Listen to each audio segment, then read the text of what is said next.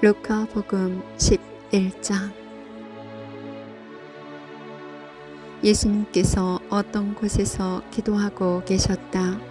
그분께서 기도를 마치시자 제자들 가운데 어떤 사람이 주님, 요한이 자기 제자들에게 가르쳐 준 것처럼 저희에게도 기도하는 것을 가르쳐 주십시오 하고 말하였다.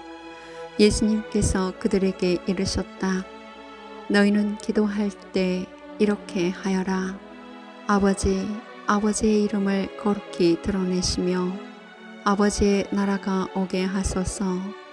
날마다 저희에게 일용할 양식을 주시고 저희에게 잘못한 모든 일을 저희도 용서하오니 저희의 죄를 용서하시고 저희를 유혹에 빠지지 않게 하소서.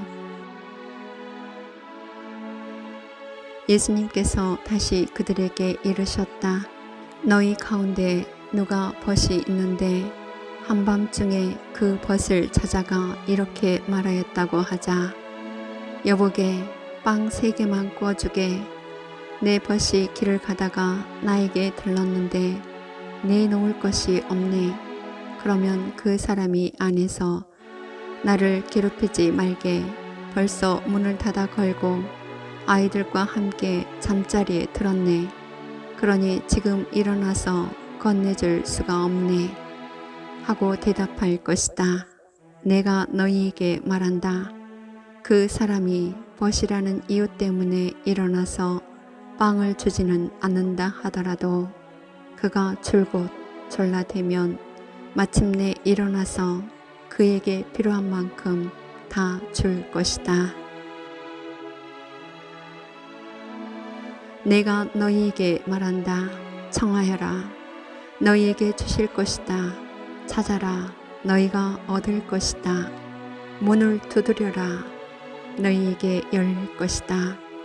누구든지 청하는 이는 받고 찾는 이는 얻고 문을 두드리는 이에게는 열릴 것이다.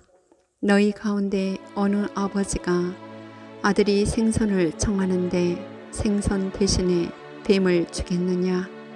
달걀을 청하는데 정갈을 주겠느냐? 너희가 악해도 자녀들에게 좋은 것을 줄 알거든. 하늘에 계신 아버지께서야 당신께 청하는 이들에게 성령을 얼마나 더 잘 주시겠느냐? 예수님께서 벙어리 마귀를 쫓아내셨는데 마귀가 나가자 말을 못하는 이가 말을 하게 되었다.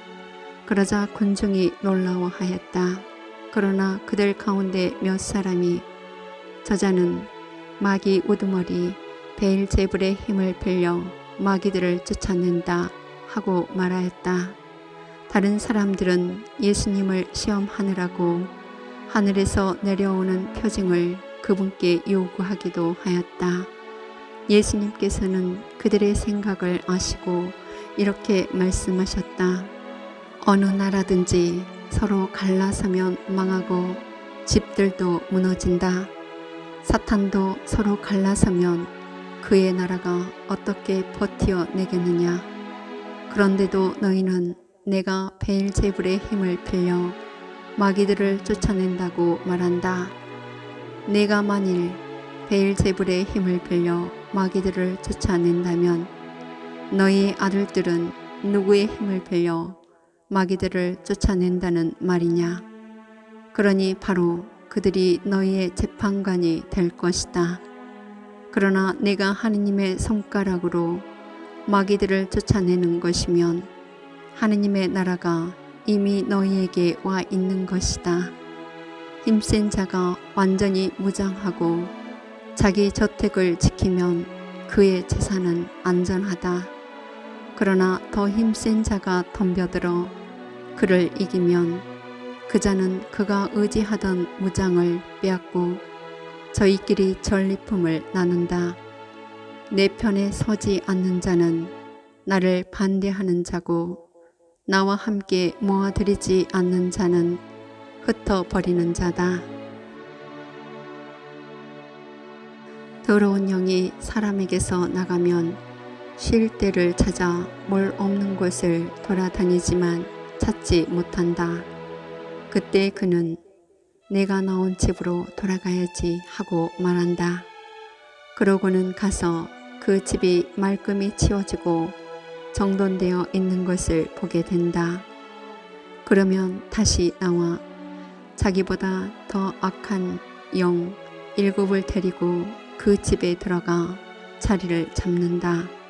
그리하여 그 사람의 끝이 처음보다 더 나빠진다. 예수님께서 이 말씀을 하고 계실 때 군중 속에서 어떤 여자가 목소리를 높여 선생님을 배웠던 모태와 선생님께 젖을 먹인 가슴은 행복합니다 하고 예수님께 말하였다. 그러자 예수님께서 이르셨다. 하느님의 말씀을 듣고 지키는 이들이 오히려 행복하다. 군중이 점점 더 모여들자 예수님께서 말씀하기 시작하셨다. 이 세대는 악한 세대다. 이 세대가 표징을 요구하지만 요나 예언자의 표징밖에는 어떠한 표징도 받지 못할 것이다. 요나가 니네베 사람들에게 표징이 된 것처럼 사람의 아들도 이 세대 사람들에게 그러할 것이다. 심판날에 남방 여왕이 이 세대 사람들과 함께 되살아나 이 세대 사람들을 단죄할 것이다. 그 여왕이 솔로몬의 지혜를 들으려고 땅 끝에서 왔기 때문이다. 그러나 보라, 솔로몬보다 더 큰 이가 여기에 있다. 심판 때 니네베 사람들이 이 세대와 함께 다시 살아나 이 세대를 단죄할 것이다.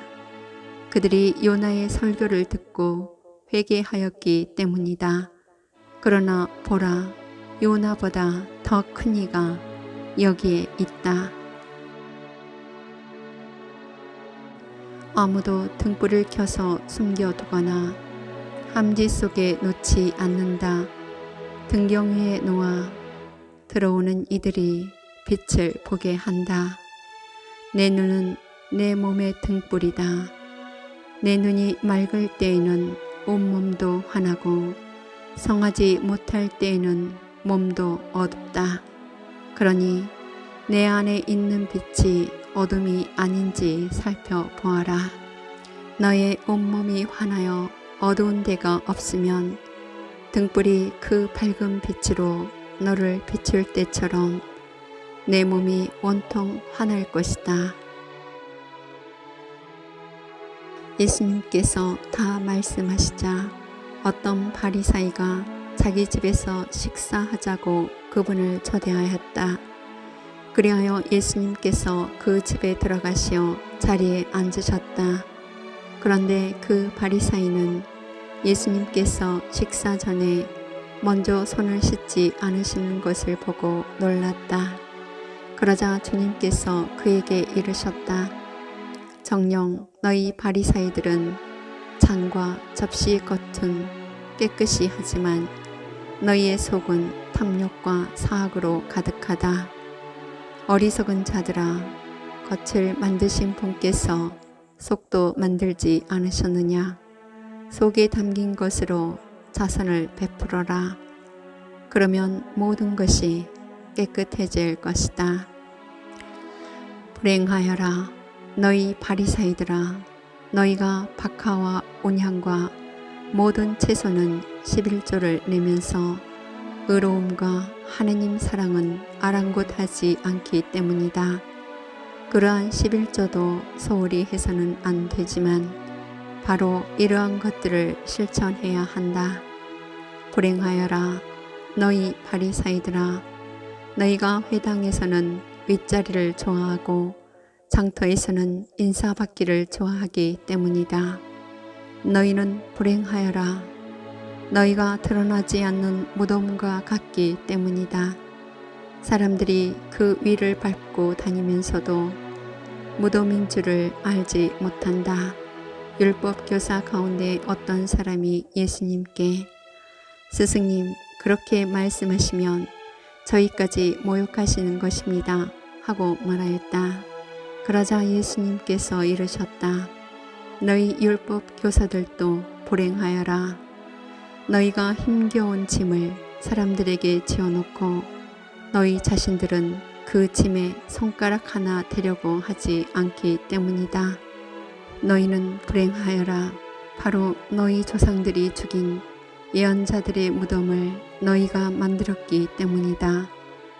이렇게 너희 조상들은 예언자들을 죽이고 너희는 그들의 무덤을 만들고 있으니 조상들이 저지른 소행을 너희가 증언하고 또 동조하는 것이다. 그래서 하느님의 지혜도 내가 예언자들과 사도들을 그들에게 보낼 터인데 그들은 이들 가운데에서 더러는 죽이고 더러는 박해할 것이다 하고 말씀하셨다. 그러니 세상 창조일에 쏟아진 모든 예언자의 피에 대한 책임을 이 세대가 져야 할 것이다. 아벨의 피부터 제단과 성소 사이에서 죽어간 스가랴의 피에 이르기까지 그렇게 해야 할 것이다. 그렇다. 내가 너희에게 말한다. 이 세대가 그 책임을 져야 할 것이다. 불행하여라. 너희 율법 교사들아. 너희가 지식의 열쇠를 치워버리고서 너희 자신들도 들어가지 않고 또 들어가려는 이들도 막아버렸기 때문이다. 예수님께서 그 집을 나오시자 율법 학자들과 바리사이들은 독한 앙심을 품고 많은 질문으로 그분을 몰아대기 시작하였다. 예수님의 입에서 나오는 말씀으로 그분을 올가매려고 노렸던 것이다.